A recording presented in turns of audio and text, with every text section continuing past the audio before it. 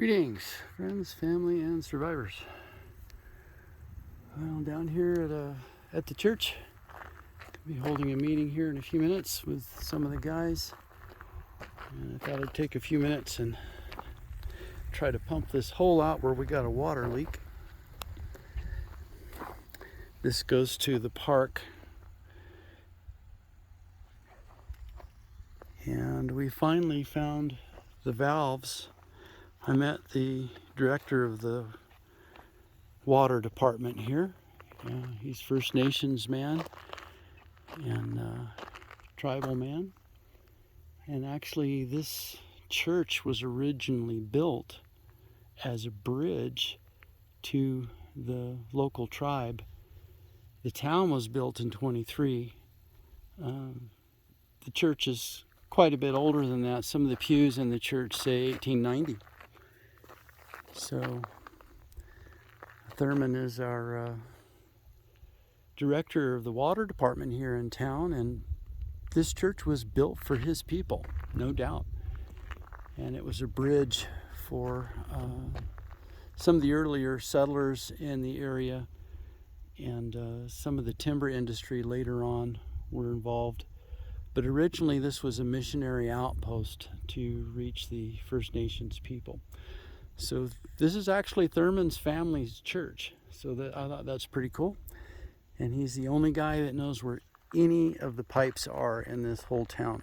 There's 29 homes in the whole town, and there's some old maps. And he said you're going to have to get a metal detector and go to digging around to find the shut-off valves that go down the back road and then down that road over there. So we found two of them. We found a way to isolate the water to the park. Of course, the church has got its own meter and its own shut-off valve, but there's its own trunk line coming to water the park. The community playground actually belongs to the church. But the water to this, there's no meter on it. The water company gives us the water to keep the grass green, which is something that hasn't happened for a few years.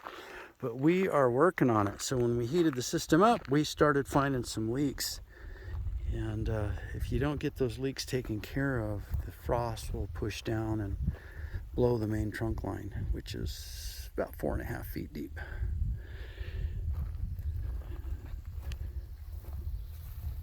So pumping a little bit of the water out to see what we've got going.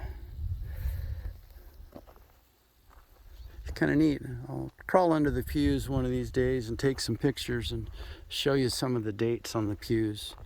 1890, and the town was built in 1923, and the church predates that a little bit. So pretty cool. The town's burnt down, from what I understand, a couple of times over the last 100 years, and we are trying to revive it into a sense of community again. I'm excited to be here to be part of that.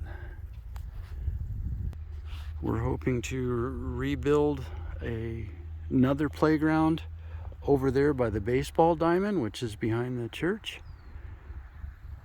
And we would like to build an indoor youth center right here at some point, so our youths can come and get out of the icy cold and the snow and have a safe place to be.